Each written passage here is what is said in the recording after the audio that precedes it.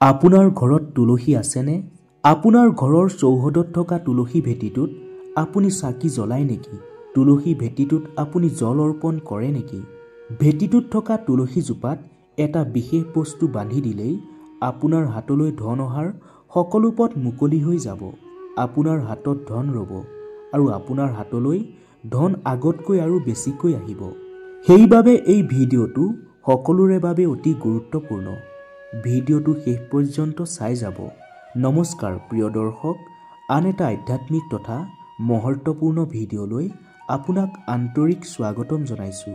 হিন্দু ধৰ্মৰ প্ৰায়বোৰ মানুহৰ ঘৰতে এজোপা হ'লেও তুলসী গছ আছে, কিন্তু বহুতেই তুলসীৰ সম্বন্ধে শাস্ত্ৰই কোৱা গুৰুত্বপূৰ্ণ নিয়মসমূহ নাজানে। তুলসী পূজা কেনেকৈ কৰিব লাগে, তুলসীত কেনেকৈ পানী ঢালিব লাগে, তুলসীৰ ওচৰত কোনটো বস্তু ৰখাটো শুভ ইত্যাদি নিয়মসমূহ পালন কৰাটো অতিকৈ গুৰুত্বপূৰ্ণ। তদুপৰি তুলসীজোপাৰ তলত যদি এটা বস্তু আপুনি বান্ধি দিয়ে, তেতিয়া আপুনি মনে বিচৰা ফল পাব আৰু মা তুলসী, মা বিষ্ণুপ্ৰিয়াৰ আশীৰ্বাদ আপুনি লাভ কৰিব। লগতে মা লক্ষ্মীৰ আশীৰ্বাদো আপুনি পাবলৈ সক্ষম হ'ব। তুলসী পুলি এটা ঘৰত থকাটো সকলোৰে বাবে অতি লাভজনক।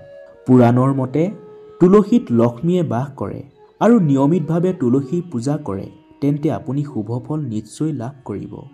মানে তুলসী গছজোপাৰ একেবাৰে গুৰিৰ ফালে এটা বস্তু বান্ধি দিয়ে, তেন্তে তুলসী ৰোপণ কৰাতকৈ অধিক বেছি ফল আপুনি লাভ কৰিব পাৰিব। কিয়নো এই বিশেষ বস্তুটোৰ অবিহনে তুলসীক সদায় আধৰুৱা বুলি কোৱা হয়।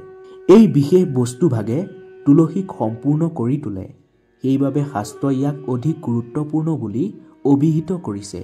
কেৱল ভাৰততেই নহয়, সংসাৰৰ অধিকাংশ দেশতে তুলসীক অধিক বেছি গুণ থকা বৃক্ষ বুলি গণ্য কৰা হয়। কিয়নো ইয়াত বহুত বেছি ঔষধি গুণ থকাৰ লগতে আধ্যাত্মিক দিশৰ পৰাও ই বহুত বেছি গুৰুত্বপূৰ্ণ। যিকোনো ধাৰ্মিক অনুষ্ঠানেই হওক বা যজ্ঞই হওক, তাত তুলসীৰ ব্যৱহাৰ হয়েই। আমাৰ সমাজত বিয়াত দৰাজনে মূৰত তুলসীৰ মালা পিন্ধে, কিয়নো দৰাজনক বিষ্ণু স্বৰূপা বুলি কোৱা হয়। তুলসীক সদায় বিষ্ণুৰ বস্তু বুলি কোৱা হয়। সেইবাবে দৰাজনে মূৰত তুলসীৰ মালাডাল ধাৰণ কৰে। বিষ্ণু পুৰাণে তুলসীক ভগৱান বিষ্ণুৰ পত্নী বুলি কৈছে। সেইকাৰণে তুলসী জগত জননী। সমস্ত দেৱী দেৱতাৰ পৰা বৰদান লাভ কৰিছে তুলসীয়ে। সেইবাবে তুলসী পাতটো অমৃতৰ সমান বুলি কোৱা হয়। য'ত তুলসী আছে তাত ব্ৰহ্মা বিষ্ণু মহেশ্বৰে বাস কৰে বুলি কোৱা হৈছে। আৰু তুলসী পূজা কৰিলে সেই সময়তে সকলো পাপ নাশ হয় বুলি বিশ্বাস কৰা হয়।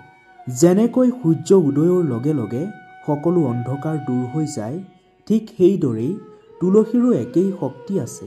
শাস্ত্ৰই কৈছে, যিখন ঘৰত তুলসী সদায় সতেজ হৈ থাকে, সেইখন ঘৰত সুখ শান্তি সদায় অটুট থাকে, সমৃদ্ধি বৃদ্ধি পায় তেনেকুৱা ঘৰত। ভগৱান বিষ্ণুৰ পূজা আৰু তেওঁলৈ আগবঢ়োৱা ভোগত তুলসী পাত ব্যৱহাৰ কৰিবই লাগে। তুলসী পাতৰ অবিহনে ভগৱান বিষ্ণুৱে কোনো ভোগ গ্ৰহণেই নকৰে। সেইবাবে প্ৰতিঘৰ মানুহৰ ঘৰত এটা হ'লেও তুলসী পুলি থাকিবই লাগে। যদি আপোনাৰ ঘৰত তুলসী আছে, তেন্তে সুখ শান্তি সমৃদ্ধিৰ বাবে মা তুলসীক আপুনি বস্ত্ৰদান কৰিব লাগে। বহুতেই ঘৰত তুলসী পুলি এটাটো ঠিকেই ৰোপণ কৰে, কিন্তু মাক কোনো বস্ত্ৰদান নকৰে বা এডাল মালাও পৰিধান নকৰে, যাৰ বাবে তেওঁলোকে শুভ ফল লাভ নকৰে। তুলসীয়েও পূৰ্ণতা লাভ নকৰে। তুলসী এটা পুলিয়েই নহয়, তুলসী হৈছে দেৱী। তুলসী বিষ্ণুৰ পত্নী, তেওঁ জগত জননী। তেওঁক আমি মাতৃজ্ঞান কৰোঁ। সেইবাবে তুলসীক বস্ত্ৰদান কৰিবই লাগে, মালা পিন্ধাব লাগে। ফলত পতি পত্নীৰ মাজত প্ৰেম আৰু বিশ্বাস বৃদ্ধি পায়। ঘৰৰ মহিলা সদায় সৌভাগ্যৱান হৈ ৰয়। এটাই মনত ৰাখিব, তুলসীক কেতিয়াও ৰঙা বস্ত্ৰ দান কৰিব নালাগে। ৰঙা ৰঙৰ সম্বন্ধ মংগল গ্ৰহৰ সৈতে জড়িত। আৰু বুধ গ্ৰহ তুলসীৰ লগত সম্বন্ধ আছে।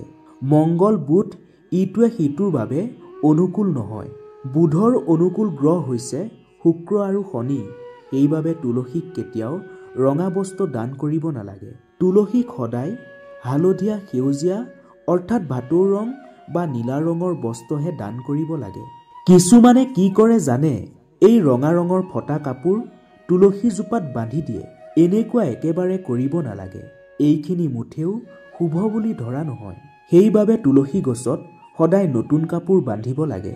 ৰংকেইটা হৈছে হালধীয়া, ভাটৌ ৰং বা নীলা ৰং। তুলসী গছত কাপোৰ বান্ধিবলৈ একাদশী দিনটোৱেই আটাইতকৈ উত্তম। যিকোনো এটা একাদশীৰ দিনত তুলসী গছত নতুন কাপোৰ বান্ধি দিব। তেতিয়া আপুনি বহুগুণে শুভ ফল লাভ কৰিব। কাপোৰ নবন্ধাকৈ তুলসীজোপা উকা কৰি কেতিয়াও ৰাখিব নালাগে। যদি বান্ধি থোৱা কাপোৰখন পুৰণা হৈ গৈছে তেন্তে একাদশীৰ দিনাই সেইখন সলনি কৰিব লাগে। তুলসীৰ বিবাহ কৰাব লাগে। তুলসীৰ বিবাহ কৰালে মানুহৰ সমস্ত দুখৰ অন্ত হয় আৰু সাংসাৰিক জীৱন সুখময় হৈ পৰে। বহুতেই অজানিতে তুলসীৰ কাষত এনেকুৱা কিছুমান বস্তু ৰাখে যাৰ দ্বাৰা তুলসীৰ অপমান হয়। তুলসী পুলিটো বহুত বেছি সংবেদনশীল। ইয়াক ভালকৈ চোৱা চিতা কৰিব লাগে। তেতিয়াহে ইয়াৰ পৰা শুভ ফল লাভ কৰিব পাৰি। সেইবাবে তুলসীজোপাৰ ওচৰত কেতিয়াও অপশব্দ, কটু শব্দ, বেয়া কথা ক'ব নালাগে। তুলসীজোপাৰ কাষত কেতিয়াও জোতা, চেণ্ডেল, ঝাৰু আদি ৰাখিব নালাগে। তুলসীজোপাৰ আশে পাশে কেতিয়াও লেতেৰা বস্তু পেলাব নালাগে, নহ'লে অথন্তৰ অনিবাৰ্য। তুলসীৰ ওচৰত জল ভৰ্তি পাত্ৰও ৰাখিব নালাগে। তুলসীৰ তলত চাকি ধূপ জ্বলোৱাৰ পিছত সেয়া আঁতৰাই ৰাখিব লাগে, কিয়নো তুলসীৰ তলত নুমাই যোৱা চাকি ৰখাটো একেবাৰে অশুভ বুলি ধৰা হয়। তুলসীজোপা থকা স্থান সদায় পৰিষ্কাৰ কৰি ৰাখিব লাগে। সেইবাবে নিয়মীয়াকৈ সেই স্থান সদায় পৰিষ্কাৰ পৰিচ্ছন্ন কৰি ৰাখিব। তুলসীজোপাৰ কাষত শিৱলিংগ আৰু গণেশৰ প্ৰতিমা একেবাৰে নাৰাখিব আৰু মনত ৰাখিব, যিটো টাবত বা যিটো ভেটিত তুলসীজোপা ৰোপণ কৰিছে সেই ভেটিটোত যাতে অন্য কোনো বৃক্ষ আপুনি ৰোপণ নকৰে। তুলসীৰ পুলিটোৰ কাষত কেতিয়াও কাপোৰ নুশুকুৱাব। যদি কাপোৰৰ পৰা লেতেৰা পানী তুলসীৰ ভেটিটোত পৰে তেতিয়া মা বিষ্ণুপ্ৰিয়া অসন্তুষ্ট হয় আৰু আপোনাৰ অথন্তৰ হ'ব। যদি কেনেবাকৈ তুলসীজোপাৰ পাত শুকাই গৈছে তেন্তে সেই পাত ছিঙি আনি কেতিয়াও আপুনি ডাষ্টবিনত বা লেতেৰা কদৰ্যময় পৰিৱেশত নেপেলাব। সেই পাত তুলসীৰ ভেটিটোতে থৈ দিয়ক বা তুলসীৰ পাত থকা টাবটোতে আপুনি থৈ দিয়ক, তাতেই সেই পাত মিহলি হৈ যাব। মনত ৰাখিব, দেওবাৰৰ দিনটোত কেতিয়াও তুলসী পাত নিছিঙিব আৰু দেওবাৰে কেতিয়াও তুলসীক জল অৰ্পণ নকৰিব। বাকী আটাইকেইটা দিনত আপুনি তুলসীৰ ভেটিত জল অৰ্পণ কৰিব পাৰে আৰু সদায় সন্ধিয়া তুলসীৰ ভেটিত এগছি চাকি জ্বলাবলৈ আপুনি কেতিয়াও নাপাহৰিব। মহিলাসকলে এটা কথা মনত ৰাখিব, গা ধুই আহি চুলি মেলি কেতিয়াও তুলসী পূজা বা জল অৰ্পণ নকৰিব। সদায় চুলিকোছা বান্ধি কপালত সেন্দুৰৰ ফুটটো লৈহে তুলসীক জল অৰ্পণ কৰিব আৰু তুলসীত চাকি জ্বলাব। এনেকুৱা কৰিলে আপুনি তুলসীৰ আশীৰ্বাদ পাব।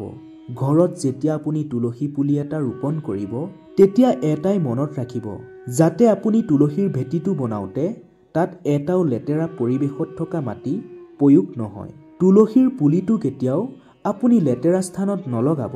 নিয়মিতভাৱে যদি এইখিনি কৰে তেন্তে নিশ্চিতভাৱে আপুনি শুভ ফল পাবই পাব। আপোনাৰ ঘৰখনলৈ মা লক্ষ্মীৰ আগমন হ'ব।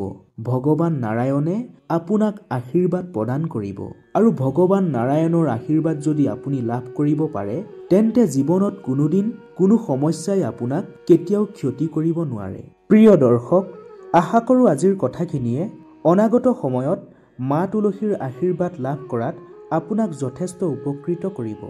আপুনি যদি আজিৰ ভিডিঅ'টোৰ পৰা কিঞ্চিত হ'লেও উপকৃত হোৱা বুলি ভাবিছে, আপুনি যদি মা তুলসীৰ কৃপা লাভ কৰিব বিচাৰে তেন্তে কমেণ্টত সম্পূৰ্ণ শ্ৰদ্ধাৰে জয় মা তুলসী বুলি লিখি অন্ততঃ 10জনক হ'লেও এতিয়াই ভিডিঅ'টো শ্বেয়াৰ কৰি দিয়ক। ধন্যবাদ।